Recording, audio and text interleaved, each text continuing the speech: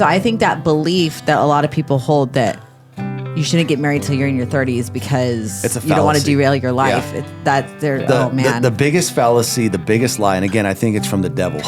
I do. The lie is this, is that I can accomplish more before I get married than I can after. Yes. And that is just such a lie. It's No, such a lie. dude. Like, you don't understand. And I made a carousel today about this, how Eve was made from Adam, right? Like, every Adam needs an Eve. And when you have an Eve, you become one, and the two become one, and you become that much stronger. And I guarantee you, if you're a dude, look, I can speak to guys. If you're a dude and you think right now, I'm gonna wait to get married because I wanna set up my career and have financial abundance before I ever, dude, you're gonna have it faster and better if you get married.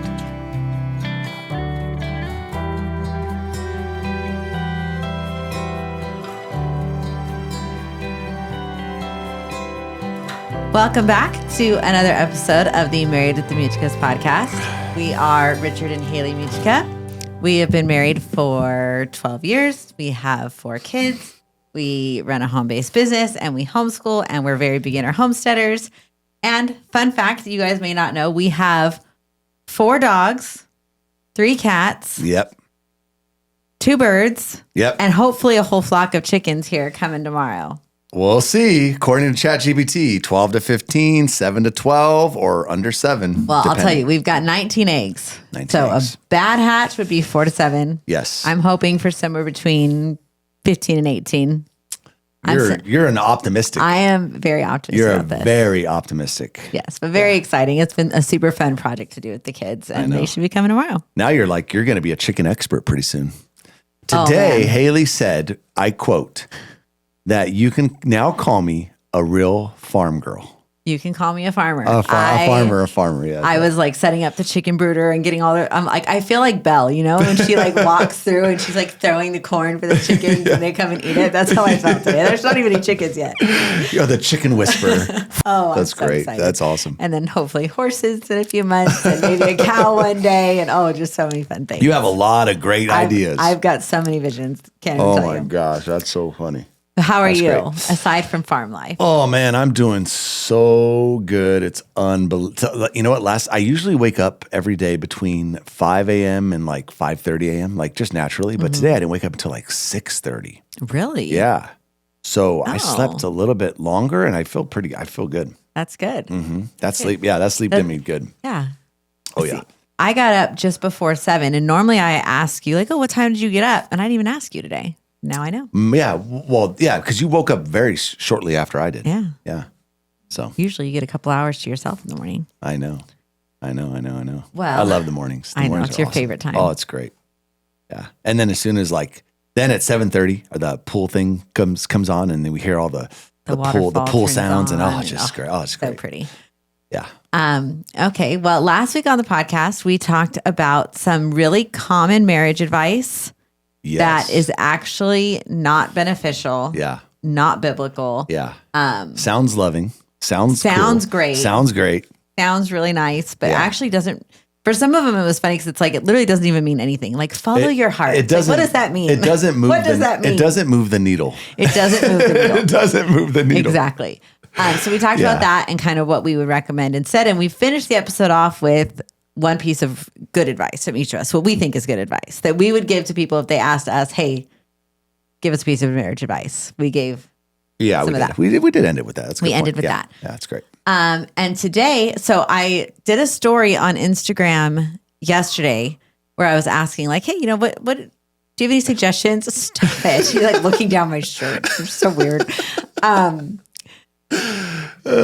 Anyways, I was asking, sorry guys, what should we talk about tomorrow? Yeah. And I got 2 suggestions that I really liked that we're going to combine into one episode. Okay, let's do it. I like it. So the first half of the episode is going to be some of the most common things that you and I, Richard and Hailey, disagree about and how we handle it. Disagree? Like when we fist fight, or do you mean like when we just disagree? Sometimes.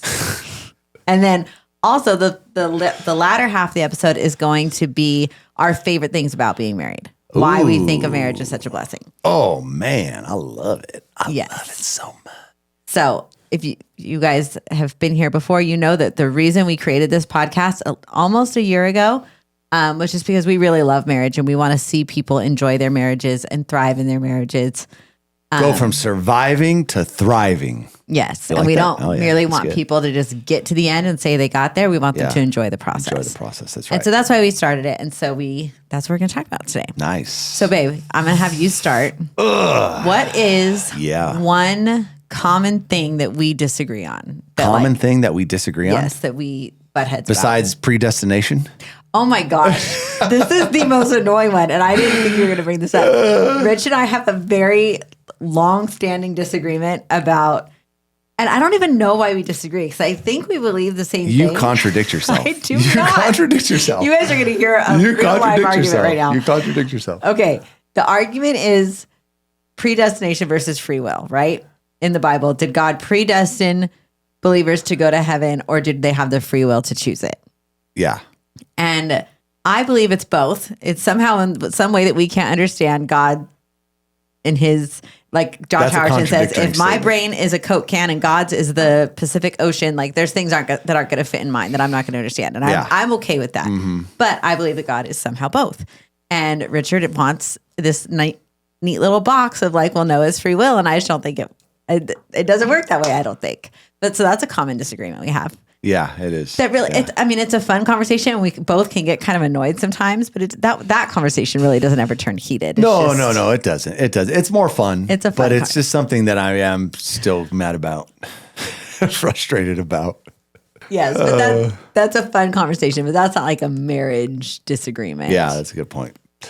So your question to me is, what do we disagree about? Yeah, like what are some Yeah. common like issues for us? Well, I mean, a common one for a long time. I mean, we haven't this is not technology. Technology's been one of mine. Having the kids use more technology, you're kind of less technology. Over the years, we've kind of come to an agreement, make kind of a combination type of platter, if that makes sense. Yeah. Okay. Yeah. Well, and- what's funny about that is I feel like, at least for me, I feel like we still haven't reached like a good, like, okay, this is how we handle things. It still feels like this constant kind of back and It forth. does, yeah. We're like, okay, I'll go with you and I'll allow a little bit more than I'm comfortable with. And eventually it just tips too far and I rein it all the way back in and I take it all All the way. And then we slowly until it gets too far and then I yank it all the way. Yeah. I mean, so here's, how I would set the stage for the audience is that Hailey's kind of leaning on the side of like no technology at all, right? Like That would be my preference. that would be your preference. My whole attitude is like, don't do that. I guess it comes from a place of fear because I'm just like, oh my gosh, our kids are going to get left behind. If they don't know how to use the phone, the computer, everything nowadays is kind of like leaning towards technology. And then I just feel like they're not going to be prepared for life, not knowing how to use it. Right. And so that's where my standpoint comes from. And so we've gone back and forth on this of how much technology to let the kids use. Is it good? Is it bad? Now we've kind of adopted the mentality of like very limited technology with, however, still giving them access to it on a very restricted basis. Supervised basis. Yeah, so that's a good example of one where we're really kind of on opposite extremes there. Yeah. But that it's never been like a knock down, drag out issue because I know that you have our kids' best interests at heart, and so do I. Yeah. We just see it differently, and so I think we do a pretty good job Yeah. of like respecting each other's perspective, Yeah. but also like we hold our own perspectives there. hold We our don't own have the perspective, same yeah. mind there. And so from a practical standpoint, how do we come to, this is a disagreement that we have. How do we handle it? Like, what is our method of handling these types of conversations? I think we try to do it with a lot of respect Yeah. and say, I understand that you came to this conclusion because you think this is what's best. It's not that I agree with you, but I do respect that that's like your intention with that decision is good, Yeah. even though it's different than mine. And so like we Yeah. can both hold different beliefs Yeah. without condemning the other person for their belief, if that makes sense. Yeah. And then when it comes to our kids, it's just really having to gauge each kid individually in each individual moment with each individual type of technology, Yeah, right? It's like, yeah. okay, maybe the TV isn't as big of an issue as like video games was, right? Yeah. And so we have to navigate each individual thing. Yeah. Well, here's how I look at it. In the beginning, and I think this is important, this was a hill that you were going to die on. Mm-hmm. So, and I knew this. I knew this early on. I was like, okay, we talked about it. She's like, no computers, no games. And I looked at my wife and I had two options. I could have argued about it and just be like, wow, babes, like, I think the kids should have it. And we would have, but I could tell really early that this was a deal, serious one that you were willing to die on. Well, okay. And so I'm just going to say it from my perspective. So what I did as the husband is I noticed that. And I said, okay, I'm not going to make this a hill that I'm going to die on. I'm going to let her win this one because I'm not going to get into it about how I think it's better and whatever. Let me just let her die on the hill. So we died on the hill. And then what happened, and I've noticed this when we have these types of conversations, is that you started kind of coming around to the idea of it. It was like, okay, I feel safe. Rich let me kind of die on this hill. We took it all away. And then little by little, you started making comments like, hey, what are your thoughts? Like, am I being a little too strict with the kids? Like, do you think I should maybe just give them some leeway with technology? And then you started kind of asking for input from me. And that gave me the okay to say, well, she's asking for it. Let me give you my thoughts. Mm-hmm. And then little by little, we kind of reintroduced it. And I think the important part there, though, is that, look, if your spouse has a hill that they're looking to die on, you got to ask yourself a question. Am I going to want to die on it too and really cause this frustration in the marriage? Or should I just let my spouse die on it, let it be okay? And then knowing that over time, how it usually works is that they feel safe. They let you die on the hill. They know you're on their side. And then it kind of the conversation starts slowly coming up later. Mm-hmm. And I think I just want to set the stage because that's kind of how it went down. Yeah. We did die on that hill for a while. Yeah. Well, and I think this is something that can apply to any discussion that a couple is having, but we kind of in this realm have defaulted to whoever feels more strongly about it. Yeah. And I, particularly with video games and computers, felt really, really, really strongly and still kind of do. And so we've kind of defaulted to that. But at the same time, you have a very strong preference for the kids need to know how to use technology because it's part of the world and they're going to have careers that are going to require technology and it can't be completely foreign to them. And so we do allow a little bit of it. But yeah. But with that being said, you can't claim to feel super, super strongly about everything because then your spouse won't respect the things that you do truly feel strongly about. Exactly you have to really pick and choose what you're going to feel really strongly about. Yeah. And then as a spouse, you can respect that. Be like, okay, she doesn't do this about many things. This, for whatever reason, for whatever conclusion she came to, she feels really strongly about this, and I'm going to respect that. Yeah. And that's a good point because you don't have very many hills you're going to die on. And I also think you get triggered with games and everything because I was a gamer. And early in our marriage, it was a big point of contention because I was playing games over being a dad and doing my responsibilities. So by the time our kids were born, you were off of them. Well, you basically, again, you kind of said, hey, dude, this ain't happening. Yeah, no more video games. You know what I mean? We're cutting off video games. I'm like, oh man, this is serious. Yeah. So I think a lot of those fears also kind of pop up of well, I don't want my kids to. I just have really, really strong feelings about them. And I know you, and that this whole podcast is not supposed to be about video games, but this is a disagreement. This is a thing that we actually go through. This is an actual disagreement. Yeah. Rich just feels really strongly that hey, they teach, I don't know, tactical and teamwork, and I don't really know what you feel like they teach, but to me, the positive just doesn't outweigh the negative of the 40-year-old loser living in their parents' basement. That's my vision of what I'm scared of, and to me, it just doesn't outweigh. And however, then I look at it the opposite, right? I'm like, there's very, very successful humans that actually were avid gamers. Not very many. No, Elon Musk, avid gamer. Elon Musk is an avid gamer. Okay. Oh, he has the fastest speed run. I know you wouldn't know what this is. I don't even know if the audience would know.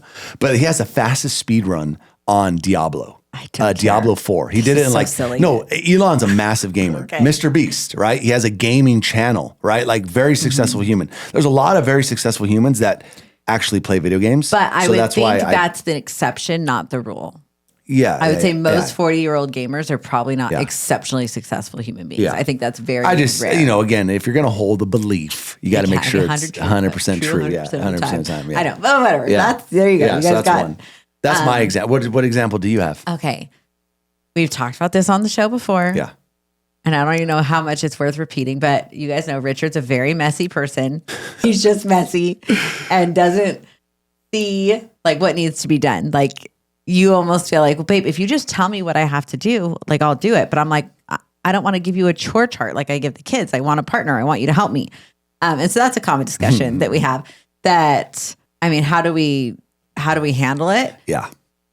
One of two ways. Either I'm really overstimulated and really annoyed and not gracious about it, and that's the God's honest truth. Or I just bite my tongue and say, okay, this is just not his strength and he does other things. And like sometimes I'm really good about that and sometimes I am just not.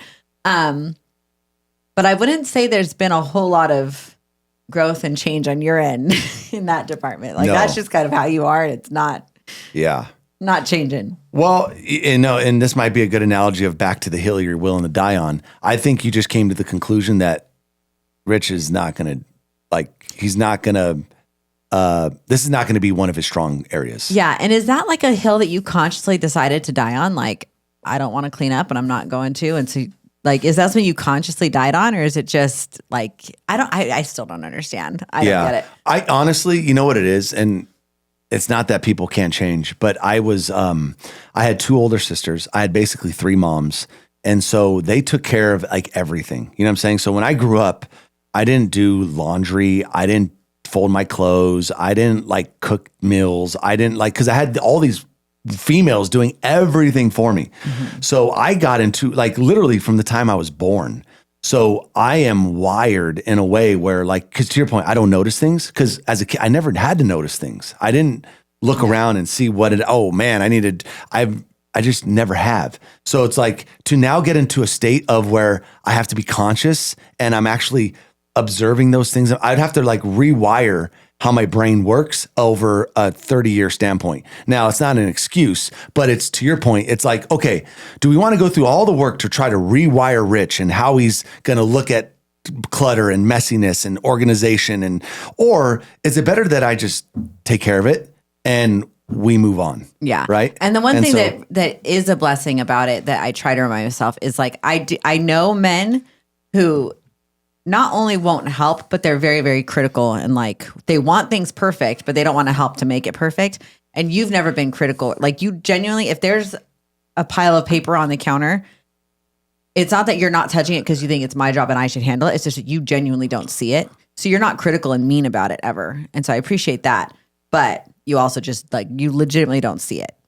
You don't see the mess. If I don't ask you to take the trash out, it doesn't occur to you to do it. I don't know. I can't understand it, but that's a common. Trash, I'm a little bit better. But you know what the other thing is though, is if I see a pile of papers, let's say the kids are doing they're doing arts and crafts, right? And they leave the pile of papers there. I don't even know where they go. So it's now I'm going to have to get the papers. I'm going to have to go ask Hailey. And then you get frustrated. And then I get annoyed. You're like, what? You live here. You know where it goes. I'm like, well, I don't know where it goes. Okay. So especially now, because now we're in a new house. I kind of started getting a feel for it after 5 years in our old house of where things would go. But now I have to know the lay of the land. So part of me is that too. Is I just don't know where things go. Yeah. And, so. Yeah. So the conclusion to that one is how we handle it, depending on how I'm feeling. Either I'm a pill about it or I'm gracious about it. It could be one of the two, depending on the day. Yeah. I would say for the most part, you're pretty gracious about it. I hope so. Okay. Let's do one more. What's one more? And try to get maybe something a little deeper. A little deeper? A little deeper that we might.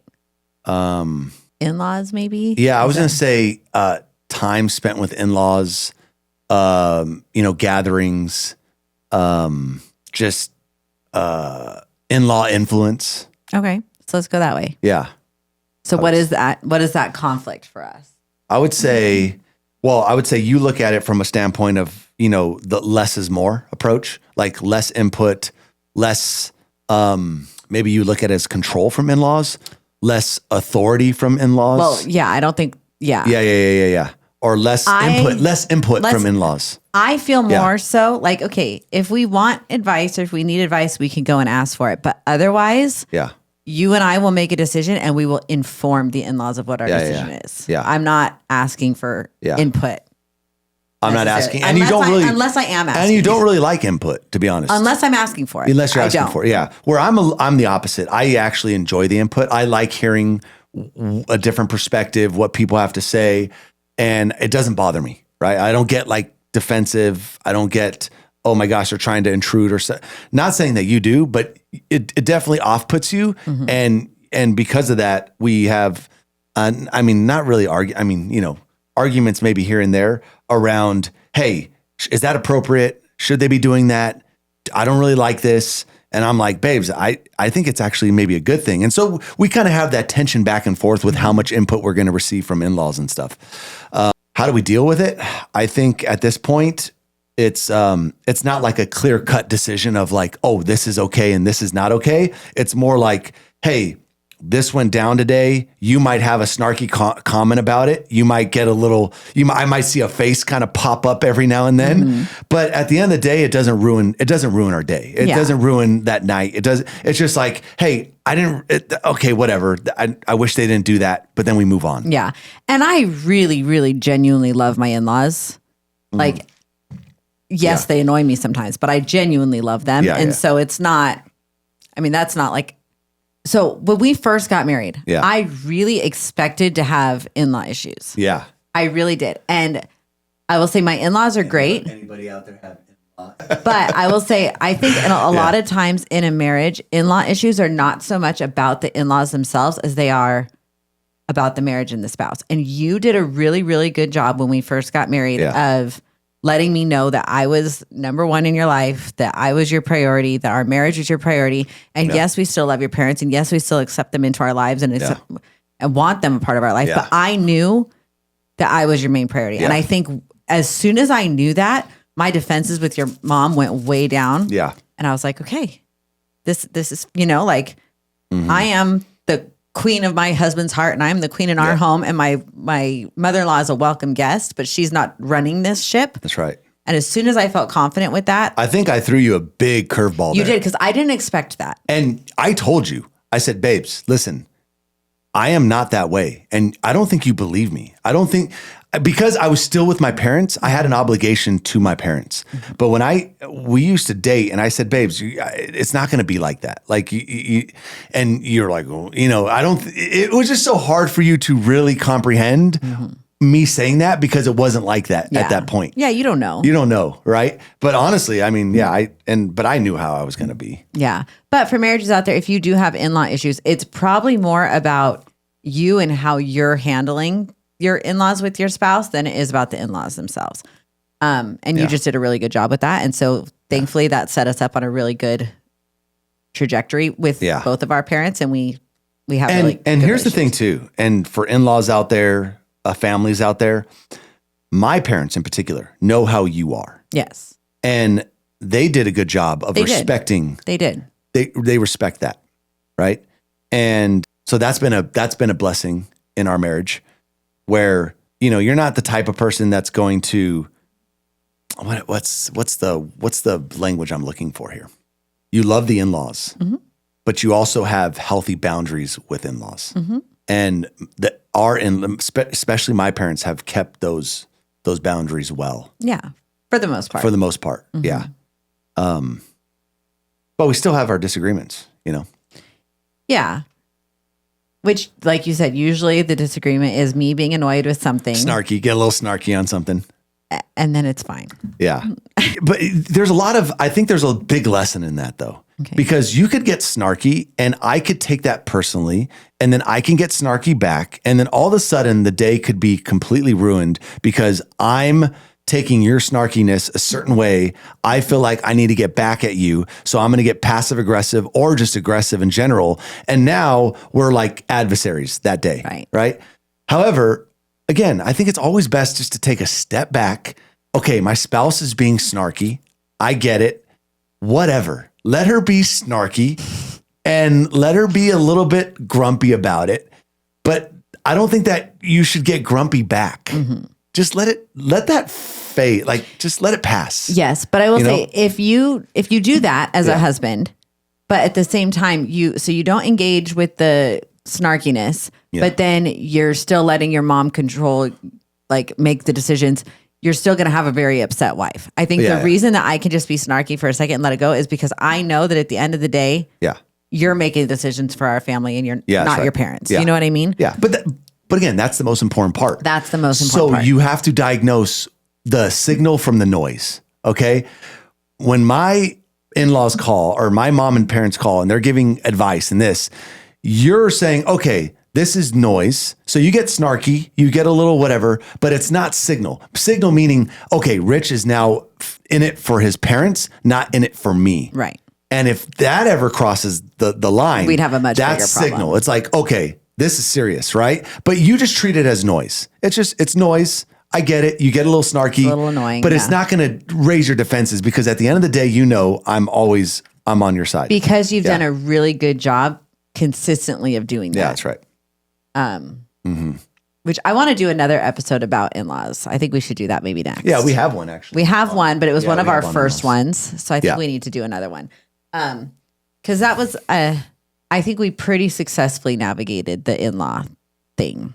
And so I think we should do a whole episode about it. Yeah. Anyways. So yeah, that's fun for sure. Yeah. I would love to know, there's this whole thing that I heard. I'm not going to mention who said it, but that once you get married, your current family now becomes your extended family. Oh, it was Pastor Mark Driscoll. Why would you not say that? Oh, I just didn't. Actually, it was Josh Howerton that I heard it from. Oh, I think he got it from Mark. But he got it from Mark Driscoll. Yeah. And that caused a lot of controversy. So I'd love to know. It was a good one. I'd love to know, and maybe even in his comments right here, do you guys agree with that? Like as soon as you become married and it says in the Bible, the two shall become one, you leave your father and mother, is your current family now your extended family? Or is that kind of too harsh to say that? Well, Rich and I had that conversation when we first heard that because we both were like, I never really thought about it that way. Like whenever we talk, I would if I'm talking about your parents or your sisters, I would say your immediate family or my immediate family. Yeah. But then when we thought about it, we were like, okay, well, we actually do agree with that. Our immediate family is you, me, and our children. Yeah. That is our immediate family. And then your parents, my parents, our siblings are our extended family now. That's right. But we didn't really internalize that or verbalize it that way. That's right. Until we heard that, we were like, yeah, I actually do agree with that. Mm-hmm. Makes sense. Yeah. Okay. So those are some of our common disagreements. Let's go with our top 3 favorite things about marriage. What do you love about marriage? Why do you think it's such a good thing? Oh man, maybe just from my experience, one of my favorite things about our marriage is that I feel like what we've accomplished, we could have never accomplished apart from each other, only accomplish it together. And that's been one of the most rewarding parts of marriage that I've personally experienced. Because as when I got married to you, and we've had reels and carousels on this, and in fact, there was a carousel that we did where it said, your partner's not there to complete you, they're there to confront you. And in our marriage, you confronted me, but you did it in a very loving and a very biblical way. I never felt like you were confronting me, but you encouraged me in a way that only you can kind of describe on to get better, to be a better man, to be a better leader, to rise up and lead the family, right? And you did that in a very great way. And so because you were able to make me better as a man, we then went on as a family to accomplish things that I never thought in a million years we'd ever do, right? And I get chills even thinking about it. But that's one of the things I love about our marriage is that we slayed dragons that only we could have slayed together. We couldn't have slayed them alone. Yeah. Well, you were having a conversation with somebody the other day. You were sitting at the dining room table and they were talking about not wanting their son to date because they don't want to derail his life, basically. Yeah. And like he'll lose focus or whatever. And I'm sitting there, I'm listening to you. And I told you while you were on the phone, I was like, babe, you don't even believe that. Like I wish you would like tell this person what you actually believe because you don't believe that. And I'm a really big believer that when you get married, you, like you said, you can achieve more together. You can grow together. I really, really pray genuinely that my children get married young and early and can grow with their spouse. Yeah. And so I think that belief that a lot of people hold that you shouldn't get married till you're in your 30s because It's a you don't want to fallacy. derail your life. Yeah. It's that's there. Oh man, The biggest fallacy, the biggest lie, and again, I think it's from the devil. I do. The lie is this, is that I can accomplish more before I get married than I can after. Than I can after. Yes. And that is just such a lie. No, lie. dude. Like, you don't understand. And I made a carousel today about this, how Eve was made from Adam, right? Like, every Adam needs an Eve. And when you have an Eve, you become one, and the two become one, and you become that much stronger.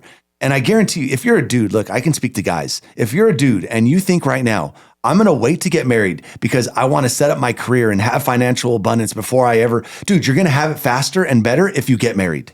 And if you have it before you get married, you're robbing the marriage of the satisfaction of doing it together. That's exactly right. That's the other beauty of this.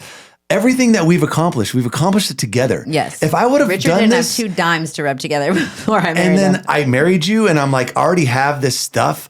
It like what we would have missed the story. Yeah, like, there's no team. There's no team. There's no story. There's no like victory together. And when you experience those victories together in marriage, your bond is incredible. Like, I know that you love me because you love me. Mm-hmm. Because when we got married, we didn't have anything. Yeah. So I'm 100% certain you love me for who I am, right? When you already have the stuff and the accolades and the stuff, There's first of all, always you'll the get them. question. You'll get them faster with the person, but there's always a question in the back of your mind: do they really love me? Just Or the life I can provide. the love them. yeah. You know, and so I think there's a beauty in that. So I believe in Charlie Kirk. Charlie always said, get married as young as you possibly can. I agree with that. Yeah, And don't go to college. I also agree with that too. We should do an episode on that too. Yeah. And I went to college. I was by going to the say, way. Richard did. I went to college. But, I agree. Okay. And then one of my favorite, and like, this might sound cheesy and lame, but you really genuinely are my favorite person in the world. Like, why would I not want to do life with you? Like, that's the best thing about marriage is I literally get to wake up with you, go to bed with you. I get to have these conversations with you. I get to grow with you. I get to raise my children with you. Like, you're really my favorite person ever. Why would I want it? Like, what a gift that is. But make no mistake about it. That is because it was intentional. Oh, 100%. How many books have I read to get better? Mm-hmm. How many books have you read to get better? Only 2 healthy people can have a healthy relationship. Yeah. And healthy things grow. That's one of my favorite sayings. Healthy things grow. And so you might be saying, well, that's great. However, we've done a lot of work to get there. Mm-hmm. Like, I didn't think how I think now 7-10 years ago. I thought a lot differently. Mm-hmm. I thought that, oh my gosh, like life's never going to get better. Oh my gosh, there's no way I can make more money. Oh my gosh, there's no way that we can live this life together, right? But one book, getting better, studying, God's word, diving into who you are and what your natural strengths are and your natural weaknesses are and what you're designed to be, and writing down in journals and writing your beliefs down and all the stuff you have to do to get better as a human, like that takes work. Yeah. And we've done a lot of work. Yeah. Well, and that's intentional. Yes. And we did an entire podcast. It's called What You Focus On Grows. Yeah. But I really think the secret to your marriage, and you can change your marriage today without your spouse changing at all, just by changing what you decide to focus on. That's it. And I've given this example before, but if I, as a wife, just sat and thought about, oh my gosh, Richard is so messy and he never helps me in the house, and I'm going to be a really frustrated, bitter wife. Yeah. Right? But if you can focus on, man, my husband is so fantastic and he is so kind and he has so much fun with the kids and he is such an excellent provider, and like, just choose to focus on your spouse's strengths. Ignore the weaknesses and focus on the strengths. And that's very countercultural. Yeah. But I promise you that is 100% within your 2 ears. That's all it takes. And you can change your marriage today for the better forever. Yeah. If you just do that. Yeah. I read a book. It's called The Power of Positive Thinking. Mm-hmm. Right. And there's a quote. I could say, hey, focus on grows. There's a book for that. Right. And if that's maybe the slogan of this freaking podcast is, there's a book for that. There's a book for that. There's a book for that. And again, like what you're describing here is like, how do you stay positive when negativity is all around you? How do you think better when everything in your bones says you should be negative and you should put this person down right now? Well, like, that's personal development. Yeah. That's self-development. Well, we also had the episode about the victim mentality and not being a victim. Oh, yeah. And I think that really can stem from that of like, oh, poor me. This isn't the life I thought I was going to have. This isn't the person I thought I was going to be with. Poor me, poor me, poor me. That serves nobody. Yeah. You gotta look for the good. Yeah. And that'll There's go a a book. long way. There's a book for that. I've read so many books, and this works. If anybody's in that cycle right now, let me tell you the cure for that. You wake up and you train yourself to be grateful for 3 things immediately when you wake up. What are 3 things I'm very just grateful for? And all of a sudden, it could be so simple. It doesn't have to be profound. It could be, oh my gosh, like I'm just glad I can move. Like God gave me the ability to move today. Oh my gosh, I'm just glad that I have healthy children. Like nobody's sick. Oh my gosh, I'm just glad that God gave me another day to breathe, right? And as you do this little exercise, because again, we all have a tendency to go negative. Like when I wake up in the morning, if I don't intentionally have gratitude, I will think of all the things in my life that are going wrong right now. Mm-hmm. And then when I wake up with that type of energy, it ruins my whole day. However, I know this because I've read books on it. And then I change that thinking to say, dude, what are 3 things that I am super grateful for today? That sets up my whole day the right way. But it's so easy to go the wrong way. Yeah. And so, if it's a simple practice, but it'll make huge differences in your marriage. Yeah. So do that with your spouse. Or do it by yourself. Right. Yeah. I mean, yeah. No, I mean, do it by yourself thinking about your spouse. Like, what are the 3 things you're grateful for? And that's what I'm getting to. It's like, dude, what am I grateful for right now for my spouse? Exactly. It's not all about positive thinking. Care to share. Yeah, you want to get it. Okay. Yeah. And I would actually kind of disagree with you, but that's okay. Yeah. Okay, so give me one more. We want to do 3 things that we love about marriage. So what's we did wait. So far we've done, because we accomplished things together that we have never accomplished on our own. And you get to do life with your favorite person. You get to do life with your favorite person. The next one, I would say something that's beautiful about our marriage and marriage in general is that we get to challenge each other's thinking. Mm-hmm. We get to challenge each other. Mm-hmm. And there's been a lot of conversations that we have had where I adopt a new set of beliefs because you challenged my thinking. Do you know what I'm saying? Mm-hmm. I'm trying to think of an example right now. You've challenged my thinking in terms of, what I thought was possible for myself. You gave me a sense of belief that I could accomplish things in life that I didn't think I could accomplish. But you changed that thinking for me by saying that, no, you have what it takes. I do believe you can make this happen. I think you can build an empire one day. I know you will build something great. Like you said these things, spoke it over me. And because of that, I was able to adopt a new sense of self-worth in myself. And I think that's one of the beautiful things that I love about our marriage is that the more that we have poured into each other, I've adopted a new, greater identity in this life about what's possible for me. And if it's more possible for me, it's better for our marriage. And if it's better for our marriage, it makes our everything work better. And so that's just one example. I remember this too in our marriage. You used to always say this stupid phrase. You said, I'm so stupid. Oh. Like, I'm stupid. Like, yeah. You used to Hailey used to truly believe that you were not smart. And I just remember thinking, dude, this is one of the smartest humans that I've ever met, because you would say things that were just like so smart. Yeah, maybe you didn't know what the capital of Papua New Guinea was, or something. I don't know, but that to me, that was not like what made people smart. Mm-hmm. It was like, how could they articulate what's in their mind? And the way you articulated was just so good. I used to always say, babe, you're so smart. Like you have no idea. And I hope I changed your perception on that. Yeah. And but I think that's one of the beautiful things about marriage is how you can challenge each other and adopt new ways of operating in life, if that makes sense. Yeah. I don't know. Did I articulate that well? You did, yeah. Yeah, because if you stay single and just get to continue on the way you are, I don't know, I want to improve. I want to get better. I want to have the selfishness beaten out of me. You know what I mean? Yeah, that's I genuinely want that. Yeah. I don't want to just continue like I am.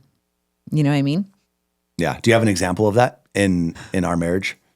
Oh my gosh. Well, I think, just being a stay-at-home mom and having children and having a husband and running a home, I mean, I don't think you can do that well and be selfish. Like, it's just like, it's a constant exercise in what do the people around me need and what does my home need? And like the physical exhaustion and the emotional exhaustion. But I just always remind myself, like, those are the refining things. That's what's so good for you. That's what's literally going to make you a better person.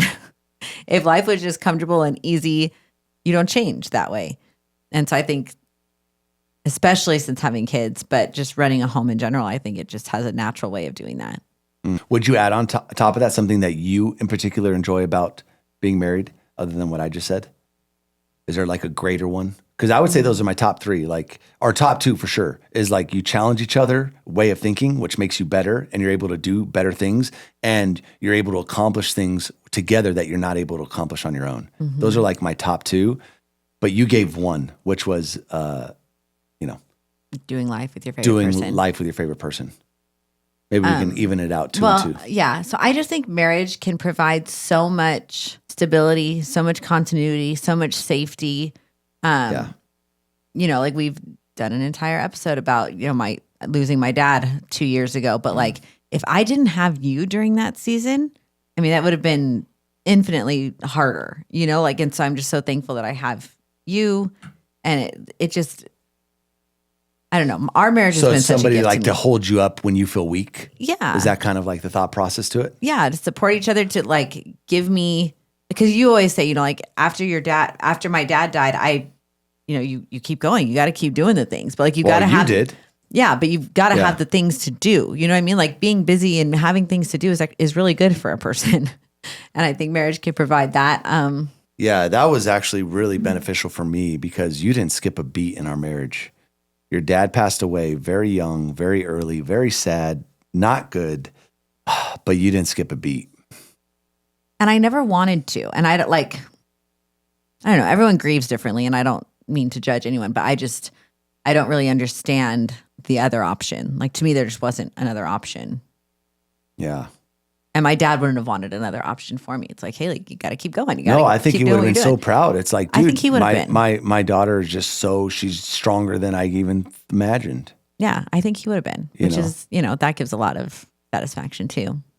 Yeah, that was incredible. That was an incredible phase. I've heard opposite stories where, again, parent dies and it almost takes him out of the game. Takes him out of the game for a year, years.